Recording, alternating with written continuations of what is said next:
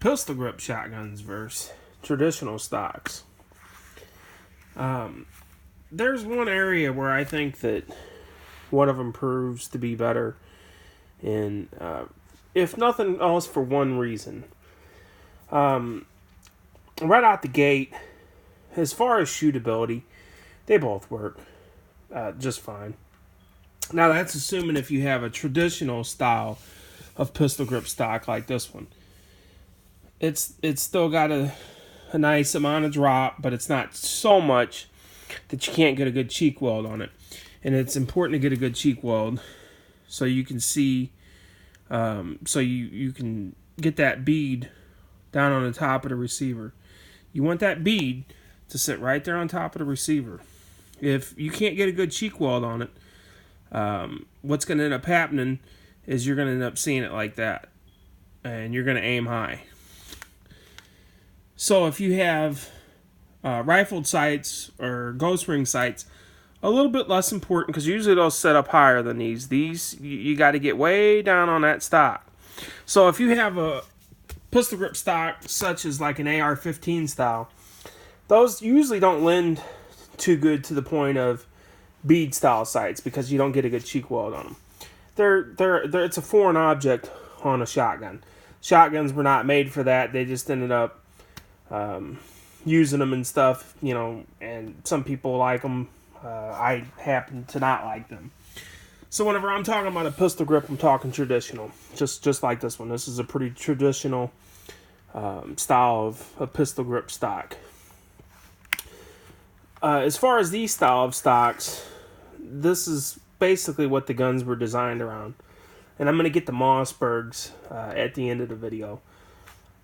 But one area where I feel in a self-defense style shotgun anyway, even though, you know, either one of these could be used for hunting the stocks. I mean, this one not so much for bird hunting and stuff, but definitely turkey hunting. You see a lot of shotguns are using pistol grip stocks for turkey hunting.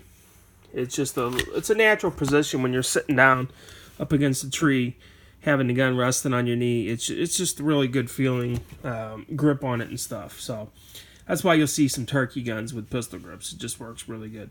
As far as that, I mean, this can work in every situation. This one in most situations, but in self-defense, I think there's one area where this one is a little bit better. And it's not necessarily firing one-handed, even though what I'm going to tell you is potential of having to fire one-handed. But really, in all honesty, it's just holding the gun. It's much easier to hold this gun like this than it is this one. You can just hold it better, and you can still tuck it underneath your arm, which you're going to need to, because I mean it's still hard to hold these guns. I mean, they're 8 pounds, 8.5 pounds. It doesn't sound like a lot, but a lot of the weight is out forward, out front, especially if you got ammo in it, and then if you got a side saddle, stuff like that. But basically, what I'm getting at is holding the gun. If you're checking a room and you got to open up the door with your offhand, obviously you're still going to want this hand on the gun. I'm right-handed, so I'm going to be using my right hand. This gun, this grip, you can go from the safety to the trigger easily because the weight is distributed on the back of your hand. On these fingers too, no doubt, but a lot of the weight is pushed against the palm of your hand. Therefore, your trigger finger isn't doing much of the holding, if any. You can move your trigger finger around, and if you got the gun braced, you could even move your hand around something. On this one, not so much. And what I mean is generally if you got one hand on the grip right here, and you got the gun tucked just like you would the other one, it just doesn't feel as good. There's much more weight forward feeling on your hand. Then you have the problem, because this is the best grip that you can get on the gun, is like this, a full grip. Then you have the problem of this finger right here, moving it out, pushing the safety over, then getting to the trigger. And you're going to have to adjust your grip, choke back up on the gun, It's just not easy to do. Can you do it? Yeah, you can do it. It's not as easy. It's nowhere near as easy. Then if you say, okay, well, don't use your trigger finger, hold it like this. It's even harder to hold the gun than, I mean, it's really, really heavy to hold the gun like that. Now, you can tuck it underneath your arm like that, and that definitely helps. But even then, it's very awkward to try to get your finger back to get this safety off. If you don't know what I'm talking about, go grab your shotgun, unload it, make sure it's pointed in a safe direction, all that good stuff, and try it. Just grab it with one hand. You can take it, like I said, you can brace it underneath your arm, and just try to take your trigger finger. If you got an 870, this doesn't apply to Mossbergs, and I'll get to that in a minute. But if you got an 870, whatever type, if it's got a safety on the front or the back, you'll see what I mean. It's just not as easy to do. This one, like I said right here, you can go back and forth all day long. It's very it just works way better like that. And that's important for the simple fact that if you're opening the door, whatever, maybe you got to take your hand off the gun. Your right hand is still free to operate the trigger and the safety. On this gun, it's much, much harder, to the point where you're probably not going to be able to do it, especially in a stressful situation. It's just, like I said, go grab your gun and you'll see what I mean. You'll definitely see what I mean. And if you got a pistol grip shotgun, try it on both of them. Like I said, unload it, make sure it's pointed in the safe direction, all that good stuff. Don't be doing anything stupid. Unfortunately, we have to say that, but some people are not too bright when it comes to guns. But on a Mossberg, what I'm talking about really doesn't apply. Why? Because Mossberg safeties are right here on the tang. You got to go from here to flip it off, and then back down to here. Forget about it on a pistol grip stock. It's completely the opposite of this. Actually, this would actually lend better for the Mossberg having the safety here than it would, having the safety right there on a traditional stock. Yeah, these pistol grip stocks, it doesn't matter what type it is.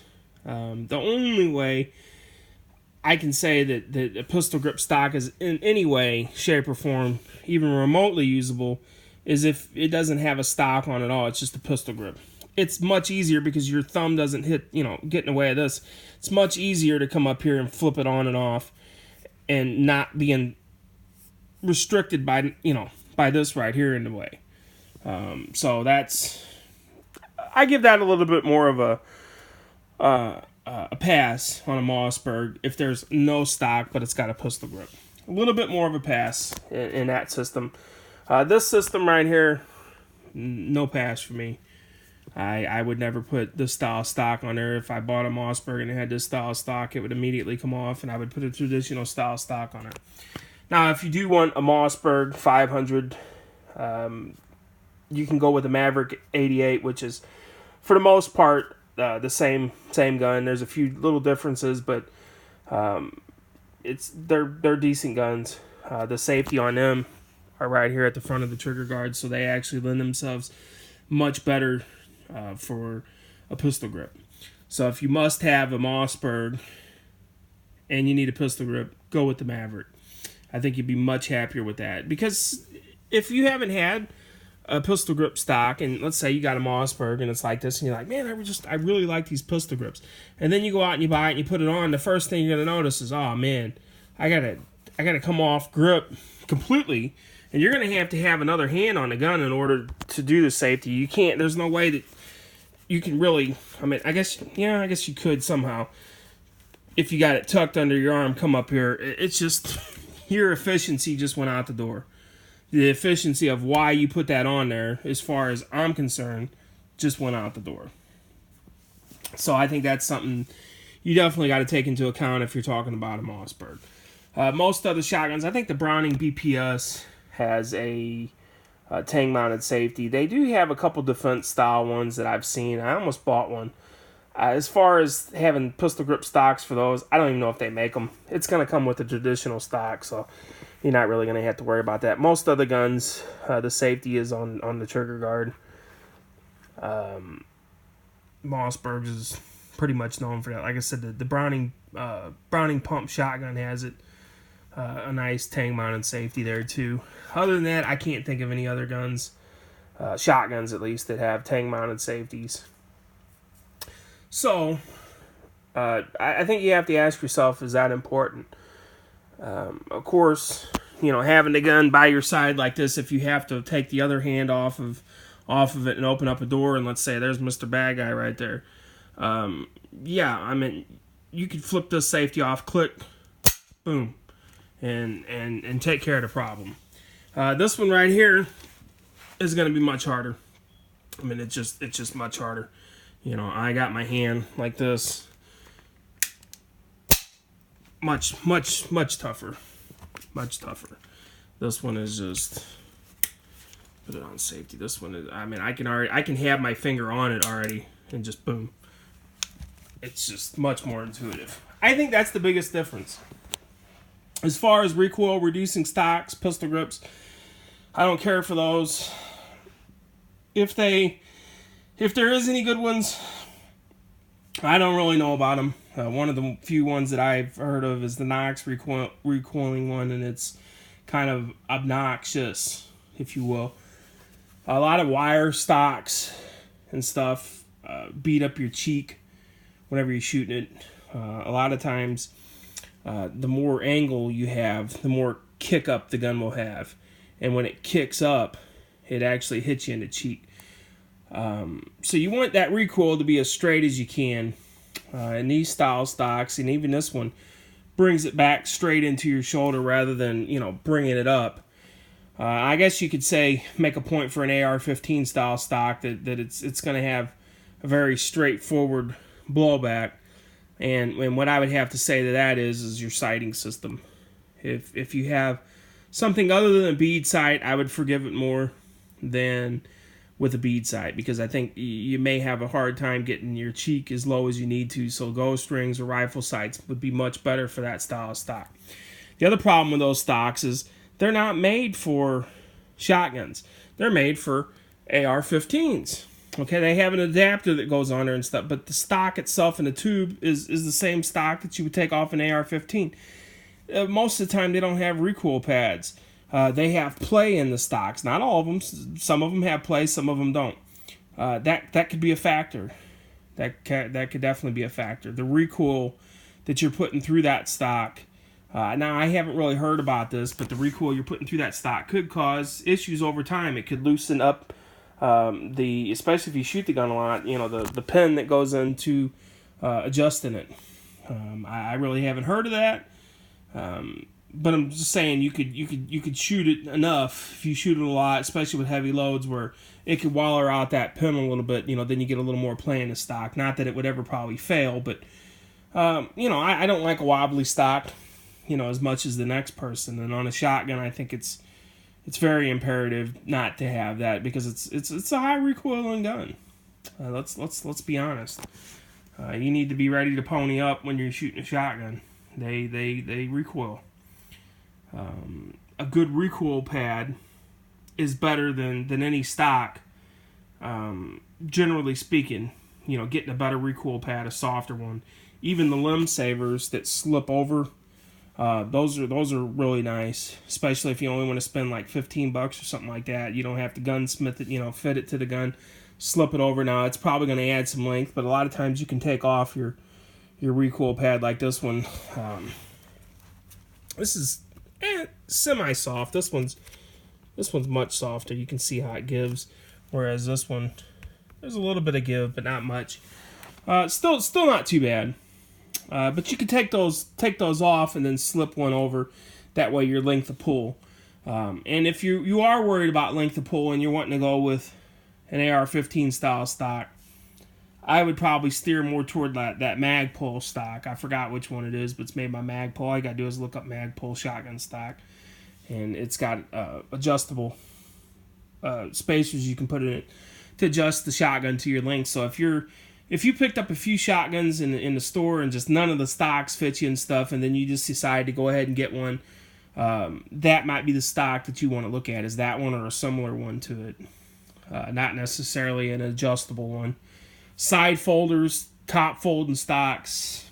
I would probably say if you have to have a folding stock, I'd probably opt for a side folder more than I would a top folder, because the top folder, even though you can shoot it when it's folded, you can't see your sights.